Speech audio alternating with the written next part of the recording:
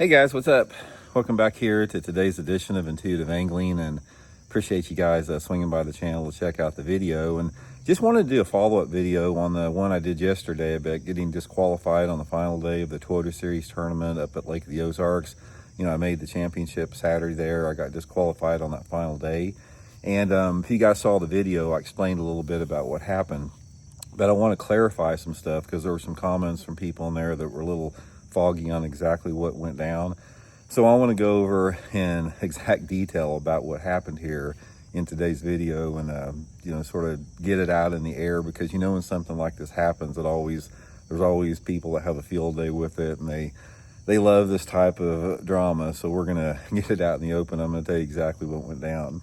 A little sleepy right now, guys. I've been getting up at 3:30 for 5 days in a row to drive back and forth from Lake of the Ozarks to that Toyota Series tournament. You know, I got up, you know, really early, drove up there, drove back, put a lot of miles on the truck, so slept in until about 8:30 this morning. Okay, first of all, guys, I didn't get disqualified from the tournament. I got disqualified from the last day of the tournament, the final day. I still got my check in the tournament, just didn't get this. I just got my final day catch got disqualified. Now, here's what happened. I broke a rule that I didn't know. That it was a combination. I didn't know the rule and I forgot about the rule, because there's a rule in FLW that states if you make the top 25, after that top 25 meeting, you can't talk to anybody about fishing on the lake after that meeting. And a friend of mine that was a pro in the tournament, we had been talking every single day about practice, the tournament. We call each other after every practice night, after every tournament night. I knew where he was fishing at. I knew what he was doing. He knew where I was fishing at. He knew what I was doing. And I just talked to him that evening, like we had every evening, about the same stuff we talked about all week, completely forgetting and not knowing about this rule that you cannot talk to anybody that is not another top 25 competitor in the tournament. So here's how this went down a little bit. After, you know how it is, I weighed in, or I pulled up that second day of the tournament, and my buddy, he pulled up next to me, and he had I think he had 4 fish or something. I had a limit, and we talked about everything. You know, he's like, congratulations, making the cut, you know, we'll check in later.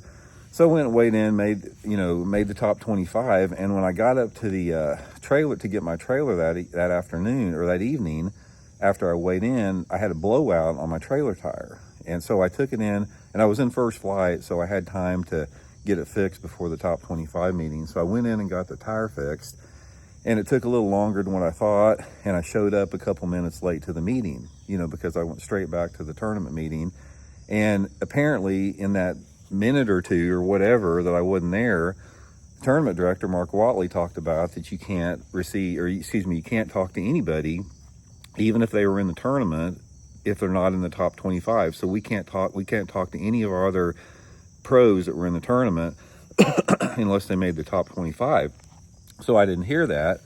So I went on about my business, you know, went to the meeting, or, you know, listened to the rest of the meeting, drove home, spent all night working on my tackle, got, you know, everything ready, went up and fished the day, you know, fished all day long the last day of the tournament, caught a limit of fish, worked my butt off to catch a limit of fish.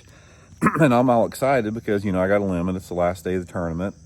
And my wife Kim and Elijah are going to come up and watch me weigh in. So I'm real happy about everything, feeling good. And I pull up to the dock to start weighing my fish there. And Mark Watley, the tournament director, came in, and he goes, "Hey, Randy, you need to talk a little bit." And he goes, "Did you talk to such and such," which was my friend that was in the tournament, another tournament competitor. Excuse me. And I said, "Well, yeah." I said, "You know, we talked." And he goes, "You know," he said, "you can't talk to anybody about fishing after, we had the top 25 meeting." And I just, like, my heart sunk, because it's like, oh man, I told Mark, I just completely forgot about that. I mean, I completely forgot about that was a rule. Now, it's a rule in the FLW rules that states that you can't talk to anybody after you've made the top 25. And guys, the rule's a mile long in the FLW. I can't remember what my wife tells me to get at the grocery store sometimes, and I just forgot after reading I read the rules at the start of every year, And I just completely forgot about the fact that you can't, if you did make the top 25 in the tournament, out of all the thousands of other rules that are in there, that you couldn't talk to anybody after the meeting started. And I just told Mark, I said, it just felt like somebody punched me in the stomach. It's like, Mark, I just totally forgot about that. I just literally, and he goes, we said it at the meeting last night. And I said, I missed that part because I was late to the meeting getting my tire fixed. So I missed that part where you said it. So ultimately, I take full responsibility because I should have known that. If anything else, I should have went back and looked at the rules, but I just didn't. I completely forgot that was a rule. I wasn't trying to hide anything. I wasn't trying to get over anything on anybody, nothing like that. So anyway, back up a little bit what happened after the meeting. After I got done with the meeting, the top 25 meeting, I'm driving back home and I'm excited, made the cut. I'm in 11th place for the tournament. And me and my buddy, he was on his way home back from the tournament. He just weighed in. He's on his way back home and we talked on the way home.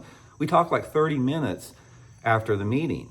Now, if we would have talked 30 minutes before the meeting, I wouldn't have got disqualified, but I forgot about the rule.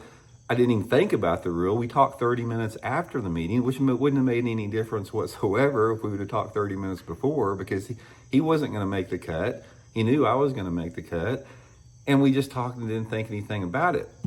So one of the big questions on this is like, who turned me in? Now, first of all, it doesn't make any difference who or how I got turned in. I'm not trying to dodge responsibility, but there's a lot of questions like, who ratted you out or who turned you in? Apparently what happened is my buddy who was in the tournament was rooming with some other guys. And when we were talking on the phone, one of the co-anglers had overheard the conversation and we were talking about fishing.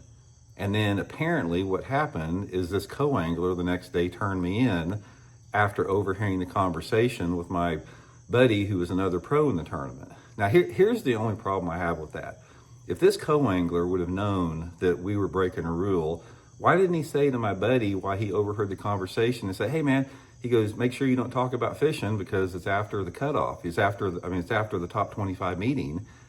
Or he could have said something, and to me, he could have came or called me up or something like that because his buddy had my number and I would have self-reported the violation. But instead, he just, went behind everybody's back and turned me into the tournament director the next day. That's the only weird thing, in my opinion, that happened, just sort of a shady deal with that. But anyway, guys, just a bad deal all the way around. It really sucks. You work your butt off and, just to have something like this happen for just not knowing the rule. Then that is what happened. It was a combination. I didn't know about the rule. I should have known about the rule and just didn't do my due diligence and I paid the price about getting disqualified on the last day. And I think I had, it was a slower day. I think I had maybe, 10 or 11 pounds. So it probably would have bumped me up maybe 10 or 12 places in the standings. So it's not like it's the end of the world, but worst thing about it, like I said, is having Kim and Elijah drive all the way up there to watch me weigh in, be real excited, and not even in them being all upset about what happened, me being all upset about happened. So it just sort of sucked with that. But I wanted to clarify that, guys. I hope that clarifies the situation that happened then. It's really a nothing sandwich other than the fact that I completely did not know about the rule. I should have known about the rule. I didn't know about the rule and paid the price for that mistake there. So anyway, guys, appreciate the support. Thank you for all the supportive comments, all the kind comments from everybody.